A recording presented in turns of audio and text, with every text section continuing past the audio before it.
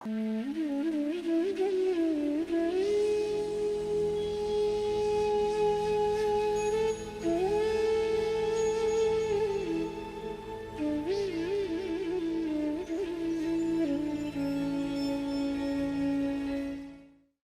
आचार्य जी। आचार्य जी, मैं कई vegan group के साथ जुड़ा हुआ हूँ और वहाँ पे हमारे सामने काफ़ी सारे तर्क ऐसे आते हैं वीगनिज्म के विरोध में, जिनका जवाब तो हम आपके वीडियोस के माध्यम से दे पाते हैं। लेकिन एक तर्क ऐसा आता है कि ये जो पूरा संसार है ये इंसानों के उपभोग के लिए ही बना है। प्रकृति ने मनुष्य को ही ये बुद्धि और इतनी टेक्नोलॉजी मनुष्य अर्जित कर पाए उस बुद्धि की बदौलत। तो कुछ इंसान कुछ जानवर अगर फालतू जानवर अगर खत्म हो भी जाते हैं तो क्या फर्क पड़ता है, और उनकी चिंता नहीं करनी चाहिए, इंसानों की चिंता करनी चाहिए। उसका जवाब नहीं दे पाते। बैठो।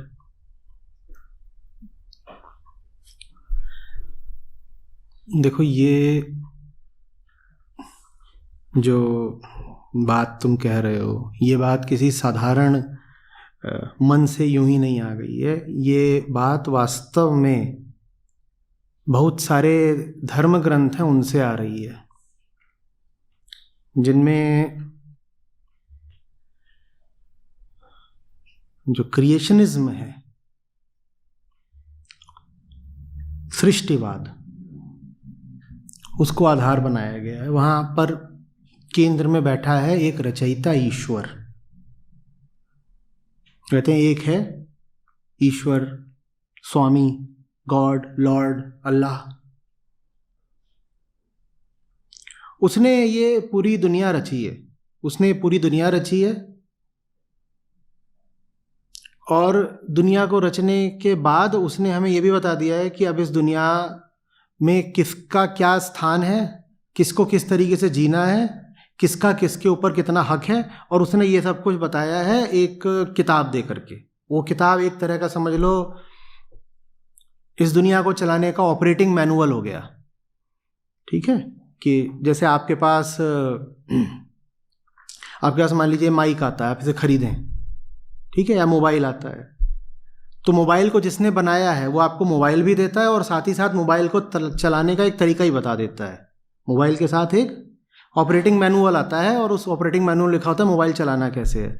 तो बहुत लोगों का विचार ये है कि ये दुनिया भी कुछ इसी तरीके की, ये कोई बैठा हुआ है ऊपर जिसने दुनिया बनाई है, उसने दुनिया बना करके हमें दे दी है और दुनिया में कैसे चलना है उसके लिए एक ऑपरेटिंग मैनुअल नाम की किताब दे दी है। ये बिल्कुल बच्चों वाला सिद्धांत है, ये जहां से भी आपको मिल गया, एकदम बच्चों वाली बात है। जिस व्यक्ति को जरा भी होश होगा, जिसको जरा भी चेतना होगी, वो इस बात की तह में जाकर के इसका जो उथला मनोविज्ञान है उसको पकड़ लेगा। इस बात का मनोविज्ञान क्या है समझिए। इस बात का मनोविज्ञान ये है, मैं इंसान हूं, मैं सबसे जबरदस्त हूं, मैं इंसान हूं, मैं सबसे जबरदस्त हूं। तो जब मैं सबसे जबरदस्त हूं तो जिसने मुझे बनाया उसने मुझे सबसे ऊंचा दर्जा ही तो दिया होगा। क्यों? क्योंकि मैं इंसान हूं भाई, ये अहंकार की बात है। उसने मुझे सबसे ऊंचा दर्जा ही दिया होगा, और उसने ये सब जो दुनिया भर में पेड़ हैं, पौधे हैं, जंगल हैं, पहाड़ हैं, नदियां हैं, पशु हैं, पक्षी हैं, ये सब उसने मेरी खातिर ही तो बनाए हैं। और बहुत से लोग हैं जिनके मन में ये सिद्धांत बिल्कुल घर करके बैठ गया है, और इस बात को उन्होंने मोरल, एथिकल, रिलीजियस वैलिडिटी दे दी है। जो कहते हैं हमारी किताब में ऐसे ही तो लिखा हुआ है कि इस दुनिया में जो कुछ है वो इंसान के लिए ही है। भाई साहब, आप इतने ऊपर नहीं हैं, आप इतने ऊपर नहीं हैं, आप बिल्कुल भी ऊपर नहीं हैं। आप भी प्राकृतिक हैं और दुनिया में बाकी सब कुछ जो है वो भी प्राकृतिक है। और जैसे आपको 100 तरह के विचार आते हैं, वैसे ही आपका ये एक विचार मात्र है कि किसी ने ये दुनिया रची है, और ये विचार भी आपके अपने अहंकार से निकल रहा है। इसीलिए वेदांत कोई धार्मिक विचार नहीं है। वेदांत किसी तरह की विश्वास पद्धति नहीं है, उसमें किसी तरह की बिलीफ के लिए कोई जगह नहीं है कि देखो तुम ये किताब खोलो और सबसे पहले तुम ये मानो कि ईश्वर ने ये दुनिया बनाई, इस बात पे विश्वास करो। वेदांत कहता है कोई विश्वास वगैरह नहीं करना, इस बात पे विश्वास नहीं करना कि दुनिया है भी। वेदांत कहता है तुम देख रहे हो, तुम्हें दुनिया प्रतीत हो रही है, तो एकमात्र सत्य चेतना है, ना कोई रचयिता, कोई क्रिएटर नहीं, कोई ईश्वर नहीं, कुछ नहीं। ये दुनिया है इस बात का भी बस प्रमाण तुम हो, और कोई प्रमाण नहीं है। तुम्हारी इंद्रियां ना हो, तुम्हारी आंख ना हो, तुम्हारा मन ना हो, तुम्हारी त्वचा ना हो, तुम्हारे कान ना हो, तो इस दुनिया का कोई प्रमाण ही नहीं है। ये दुनिया और तुम एक ही सिक्के के दो पहलू हो। पुरुष प्रकृति का खेल चल रहा है बस, और पुरुष प्रकृति पर आश्रित है, प्रकृति पुरुष पर आश्रित है।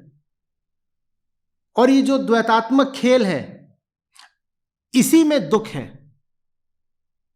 निश्चित रूप से इस खेल के पार जाना है, उस पार जाने को अद्वैत कहते हैं।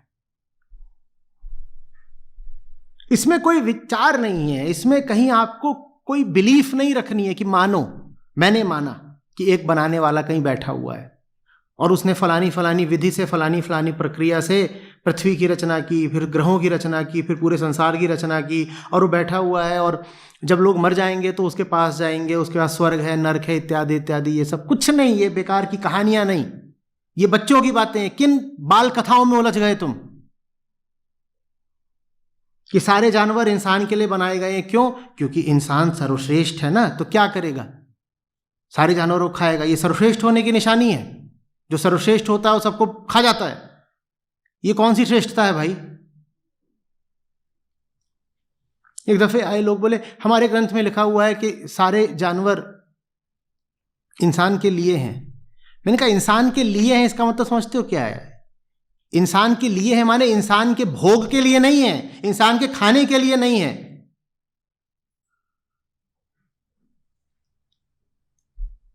इंसान के उपयोग के लिए हैं। और उपयोग माने क्या हुआ?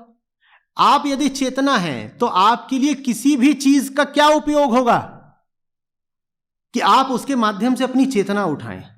आपके लिए किसी चीज का यह उपयोग तो नहीं है ना कि आप उसको खा जाएं। आपने मुझे दिया, आपने मुझे दिया, बोले प्रशांत ये आपके उपयोग के लिए है और मैं इसको चाय में डाल करके खा जाऊं। ऐसे हैं हमारे धार्मिक लोग। बोले दुनिया में जो कुछ भी है वो हमारे उपयोग के लिए है ना, तो क्या करा, इसको चाय में डाल के खा गए। आप जाएं और लोग करते हैं कि किसी बच्चे का जन्मदिन हो तो उसको छोटा सा एक पपी भेंट कर देते हैं, कुत्ते का बच्चा करते हैं ना, उसको रिबन रिबन बांधा छोटा सा, और छोटू बच्चा है, बच्चे को जाके पपी दे दिया। बोले ये तुम्हारे लिए है। जैसे धर्मग्रंथ में लिखा हुआ है ना कि सारे जानवर इंसान के लिए हैं, वैसे ही आप जाएं छोटू को बोले छोटू ये तुम्हारे लिए, और छोटू क्या करे, छोटू उसको काट करके बढ़िया खा जाए। बोले देखो हमें बताया गया था ये हमारे लिए है, तुम इसको खा गए। अरे भाई वो तेरे ही लिए है, वो इसलिए ताकि तू उसे प्यार दे, इसलिए नहीं कि तू उसे काट दे। जब बोला जाता है सारे जानवर तुम्हारे लिए हैं तो उसका अर्थ होता है वो तुम्हारे प्यार के लिए हैं। वो इसलिए है ताकि जब तुम्हारे सामने आए तो तुम्हारी चेतना को उठाने में तुम्हारी मदद करें। और जब आप एक जानवर के पास रहते हैं और आप उसके प्रति प्रेमपूर्ण हैं तो उसका आपके मन पर जादुई असर होता है। आपकी चेतना के ऐसे तल खुल जाते हैं जो सामान्यतया नहीं खुलते। तो अगर धर्मग्रंथों में ऐसा लिखा भी हुआ है कि सारे जानवर इंसान के लिए हैं तो उसका सही मतलब समझो। उसका यह नहीं मतलब है कि पपी को लेकर के चाय में डुबो करके सॉस लगा करके खा गए। बोले पपी तो मेरे लिए था तो मैं पपी को खा गया। पापा जी ने यही बताया था। वो जो ऊपर पापा जी बैठे हुए हैं, पापा जी ने बताया ये पपी तुम्हारे लिए है, तो मैंने क्या करा, मैंने पपी को बढ़िया से काटा और मस्त उसको तल के फ्राई करके खा गया। ये मेरे लिए था। ये बेहुदा क्या तर्क है? ये जानवरों वाली कैसी बात है ये?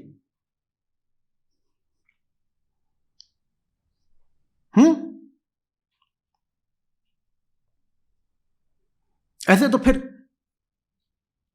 महिलाएं होती हैं, उनके बच्चे होते हैं, बच्चा पैदा हुआ उनको ला करके ऐसे दिया जाए, ये लीजिए, उसका भी क्या करना चाहिए? मेरे लिए है। तो बताओ फिर, झटका या हलाल? तुम्हारे लिए जो कुछ होगा तुम खा जाओगे। इतना बड़ा मुंह है तुम्हारा, पेट के अलावा तुम कुछ हो ही नहीं। देह भाव इतना प्रबल है कि जो भी सामने आता है खाने लग जाते हो, बोलते हो मेरे लिए ही तो बनाया ही है। किसी भी जीव से तुम्हारा खाने के अलावा और कोई रिश्ता नहीं हो सकता क्या? उसे प्यार नहीं दे सकते, उसे संरक्षण नहीं दे सकते। तुम ये भी अगर कहते हो कि तुम उससे ऊपर के हो, उससे ज्यादा ताकतवर हो, तुम बुद्धि रखते हो, प्रश्नकर्ता ने कहा हम बुद्धि रखते हैं, उस बुद्धि का उपयोग उसको मारने के लिए ही होगा, बचाने के लिए नहीं होगा। जल्दी बोलो। तुम ये भी कहते हो कि तुम्हारे पास बल ज्यादा है जानवरों से, तो उस बल का उपयोग उन्हें मारने के लिए ही होगा, उन्हें बचाने के लिए नहीं होगा।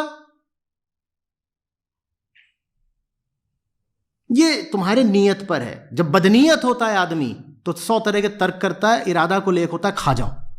ये बदनीयती है, इसमें कोई धार्मिकता नहीं है, ना इसके पीछे कोई बौद्धिक सिद्धांत है, सिर्फ बदनीयती है।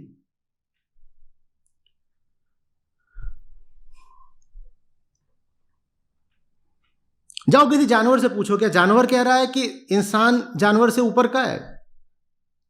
कुत्ते की दुनिया में जाओ तो सर्वश्रेष्ठ कौन होगा? कुत्ता। और बिल्ली की दुनिया में जाओ तब तो निस्संदेह बिल्ली ही सबसे ऊंची है।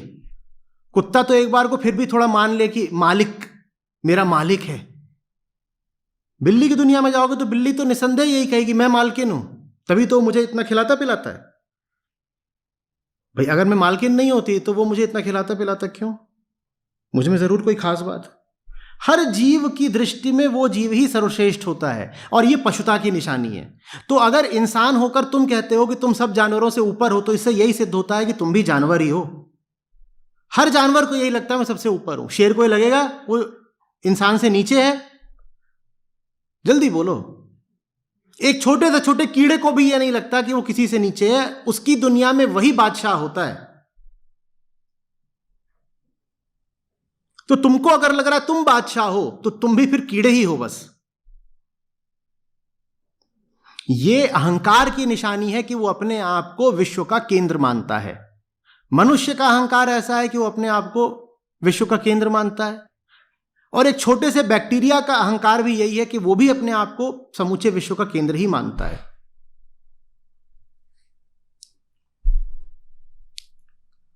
तुम एक बैक्टीरिया को मारने वाले हो छोटे से, और बगल में तुम खड़े हो, और बैक्टीरिया से पूछा जाए अच्छा बता तू मरना पसंद करेगा या मैं इस इंसान को मार दूं, तो बैक्टीरिया क्या बोलेगा?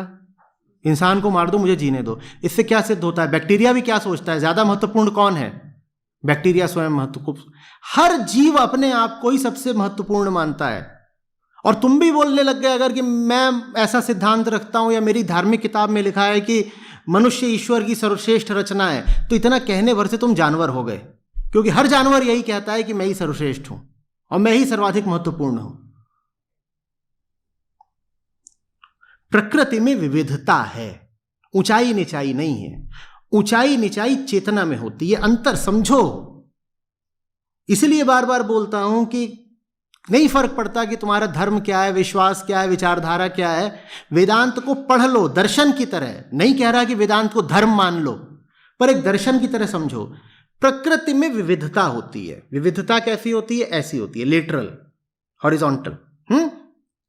एक्स वाई एक्सिस समझते हैं ना? तो विविधता यहां होती है। सब अलग अलग है प्रकृति में। स्त्री और पुरुष अलग अलग है प्रकृति में। आदमी और कुत्ता अलग अलग है। छोटा जीव, बड़ा जीव, तमाम तरह के पेड़ पौधे, ये सब अलग अलग है प्रकृति में। ऊंचाई नीचाई कहां होती है? वो ऑर्थोगोनल, अलग वाई एक्सिस है, वर्टिकल। उसमें चेतना होती है, उसमें ऊपर नीचे होते हैं हम। ऊपर नीचे आप इससे नहीं हो जाते कि आप एक प्रजाति में पैदा हुए हो। कोई प्रजाति दूसरी प्रजाति से श्रेष्ठ नहीं होती। और ये जो वाई एक्सिस है, ये ऐसा नहीं है कि ओरिजिन से, माने जीरो से सिर्फ ऊपर की ओर ही जाता है, नीचे की ओर भी जाता है। तो चेतना के तल पर आप शून्य से नीचे भी हो सकते हैं। अगर आप ये भी बोल दो कि पशुओं की चेतना इसी तल पर होती है, माने लगभग शून्य होती है, तो इंसान तो श्रेष्ठ हो गए ना, क्योंकि इंसानों की चेतना तो शून्य से ऊपर की होती है। नहीं, पशुओं को तो फिर भी एक तरह की सुरक्षा है, आश्वस्ति है, गारंटी है। क्या? कि उनकी चेतना ऊपर को जाती नहीं, लेकिन नीचे को भी नहीं जाती। तो उनको एक इंश्योरेंस मिला हुआ है कि भैया तुम्हारी चेतना यदि शून्य के आसपास है तो शून्य के ही आसपास होगी, निगेटिव नहीं हो जाएगी, शून्य से नीचे नहीं जाएगी। मनुष्य की ऊपर भी जाती है, नीचे भी जाती है। ऊपर जाने के क्या लक्षण होते हैं? प्रेम और करुणा सबके प्रति। और नीचे जाने क्या लक्षण होते हैं? निर्दयता, क्रूरता, बर्बरता, शोषकता। तो जो मनुष्य कहे कि सारे जानवर मेरे खाने के लिए ही तो बनाए हैं भगवान ने, उसकी चेतना शून्य से भी नीचे चली गई है, वो जानवरों से भी गिरा हुआ है। और अगर वो कहता है कि उसके किसी धर्मग्रंथ में ऐसा लिखा हुआ है, तो उसके धर्मग्रंथ में भी फिर पशुता ही लिखी हुई है।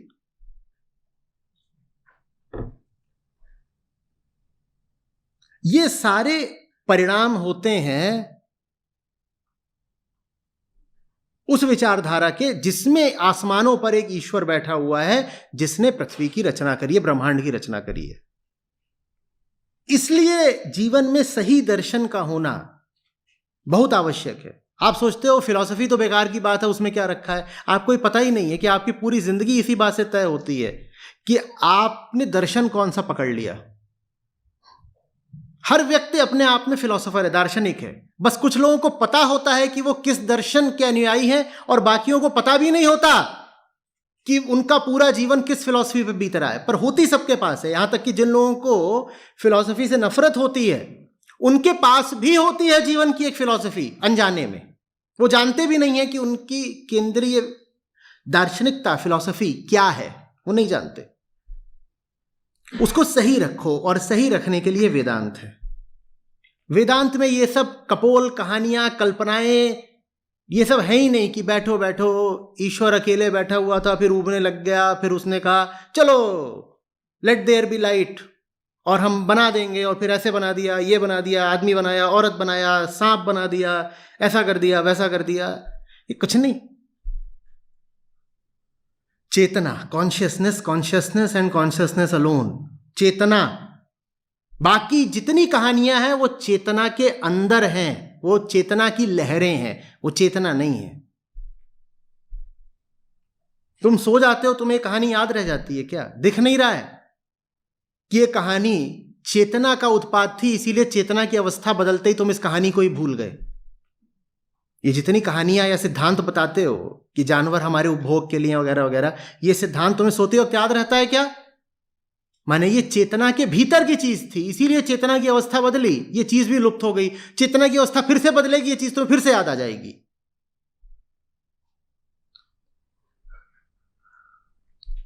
चेतना एकमात्र सत्य है, चेतना एकमात्र सत्य है, उसके अलावा बाकी सब कल्पना है। ये समझ में आ रही है बात? और चेतना हमारी देह में बद्ध है। अगर हिंसक रहोगे, क्रूर रहोगे, तो तुम्हारी चेतना और ज्यादा देहबद्ध हो जाएगी। तुम अपना ही बुरा कर रहे हो। जानवर को मार के खुद को ही मारते हो, जानवर को मार के खुद को ही मारते हो। जो जानवर के प्रति कठोर है, उसका मन कठोर ही हो जाता है। वो जीवन के प्रत्येक क्षेत्र में फिर निर्दयी सा हो जाता है, उसकी संवेदनशीलता मर जाती है, उसके भीतर के कोमल तंतु नष्ट हो जाते हैं।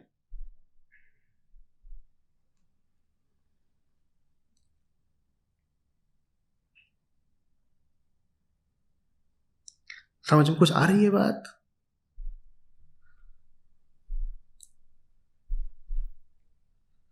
नहीं?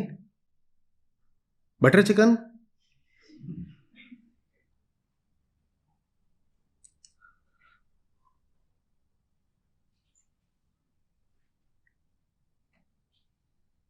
ये राक्षसी हैं बातें। बटर चिकन, फलाना मटन, ये सीधे सीधे दानवीयता का प्रमाण है।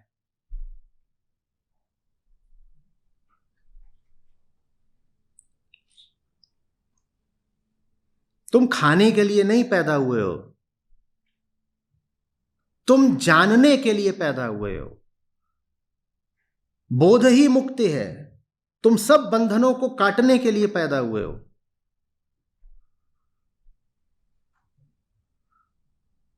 तुम्हारा पूरा अस्तित्व एक बहुत बड़ा मुंह नहीं है कि जो मिल रहा है उसमें ठूसे ले रहे हो, खाए जा रहे हो। बकरा मिला खा गए।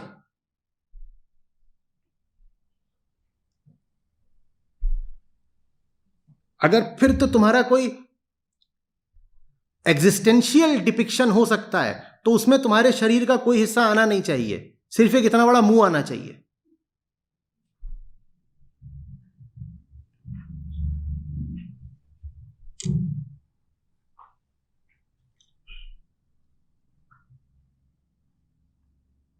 विंसेंट वैन गॉग की आपने पेंटिंग्स देखी होंगी, उसमें ऐसा ही होता है। वो उसमें हर चीज को उसी अनुपात में दर्शाते थे जिस अनुपात में वो उनके लिए मानसिक मायने रखती थी। अब जैसे उनकी एक है स्टारी नाइट्स, उसमें आप देखेंगे तो तारे इतने बड़े बड़े हैं जितने होते ही नहीं बड़े बड़े। क्यों हैं? वो कहते थे जितने बड़े वो मेरे लिए हैं, माने वो मेरे इतना महत्व रखते हैं, मैं उतना बड़ा उनको दिखाऊंगा। वैसे ही उन्होंने खेत अगर दिखाया और उस खेत में फूल है छोटे छोटे, तो वो छोटे फूल नहीं दिखाते, तो इतने बड़े फूल दिखाते थे। लोग पूछते इतने बड़े तो फूल नहीं होते। बोले वो पूरे खेत में मेरे लिए महत्वपूर्ण चीज वो फूल थे, तो मैं इतना बड़ा दिखाता था। तो अगर इस तरीके से फिर इंसान का बनाया जाए तो इंसान कुल क्या दिखाई देगा? हमारे पूरे शरीर में हमारे लिए फिर दो ही चीजें हैं जो बहुत महत्वपूर्ण रहती हैं, एक खाना, दूसरा सेक्स। तो सोचिए आपकी अगर तस्वीर बनाई जाए इस तरीके से तो कैसी दिखाई देगी? बाकी और कुछ पूरे शरीर में दिखाई नहीं देगा, एक इतना बड़ा मुंह और उससे भी ज्यादा बड़ा यौनांग, ये इंसान है। और फिर बोलेगा अरे बनाने वाले ने ये सब हमारे लिए ही तो बनाया है। काहे के लिए बनाया है? खाने के लिए और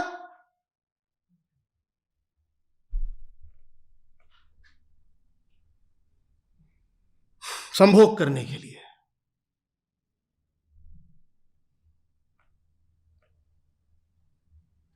जमीन की भाषा में कहें तो खाने के लिए और ठोकने के लिए। पूरी कायनात इसलिए है मैं भोगूं, बस भोगना है मुझे, खाना है, ठोकना है। पूरी दुनिया है ही इसीलिए।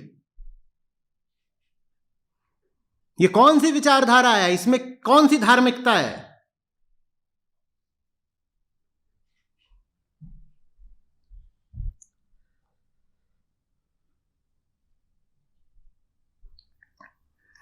देखो, सच्चाई तक, शांति तक पहुंचाने के लिए कोई देवदूत, फरिश्ते वगैरह नहीं आएंगे। ये जो जीवन है आपका, यही है सब कुछ, यही एकमात्र अवसर है आपका। तो इसका मतलब है आपके आसपास जो कुछ है ना, उसी में आपको मौका है सत्य तक, शांति तक पहुंच सको तो पहुंच लो उसी के माध्यम से। एक पेड़ पेड़ नहीं होता, एक अवसर होता है। वो एक जानवर भी जानवर मात्र नहीं होता, वो भी अवसर होता है। उसकी आंखों में देख सकते हो, उससे मैत्री कर सकते हो, तो तुमने उस अवसर का लाभ उठा लिया। हाँ, तुम्हें उसको पत्थर मारना है, तुम्हें क्रूरता दिखानी है, तुम्हें उसे काट के खा जाना है, तो तुमने अवसर गंवा दिया। बहुत सारे अवसर हैं जो तुम गंवाते ही रहते हो। वो देह रखने की विवशता है। मैं आपसे बात कर रहा हूं, इस बात करने के दरमियान ही हो सकता है कि कुछ जीवों की हत्या कर दी हो मैंने। बहुत संभव है, मैंने ऐसे हाथ रखा हुआ है, मैं नहीं जानता यहाँ कोई बहुत नन्हा सा जीव रहा हो, मर गया हो, बहुत ही नन्हा सा। मैं कर नहीं सकता, मैं विवश हूं। लेकिन जहां विवशता नहीं है, कम से कम वहां तो हत्या मत करो। आप चलते हैं, आपके पांव से कुचल के कोई मर जाता होगा, आप क्या कर सकते हो? वो मजबूरी है, वो जीने की मजबूरी है कि कुछ तो आपके हाथों नष्ट हो ही रहे हैं जीव। वो जीने की ईमानदार विवशता है। आप कितनी भी कोशिश कर लो, उस विवशता से आगे नहीं जा सकते। पर जहां मजबूरी नहीं है, कम से कम वहां तो हत्या मत करो।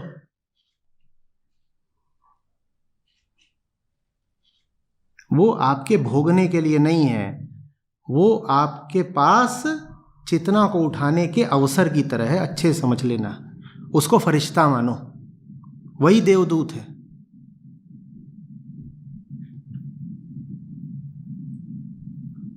इंसान को जितनी कीमत दो, पशुओं को, पक्षियों को उससे थोड़ी ज्यादा ही कीमत देना, कम नहीं।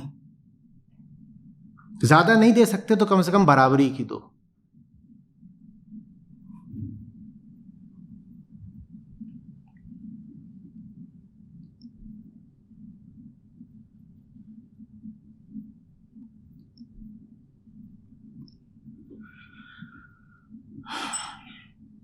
और ये कितनी अजीब बात है, जो जानवरों को बराबरी का दर्जा देने लगता है वो अब जानवर नहीं रह जाता, वो चेतना के तल पर ऊपर उठ जाता है।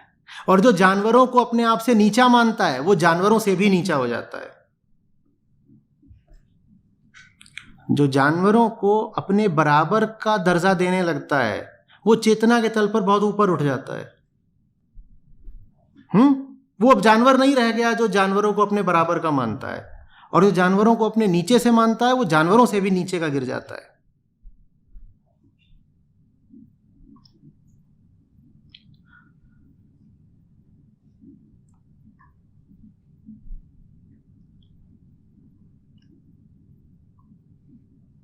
समझ में आ रही है बात?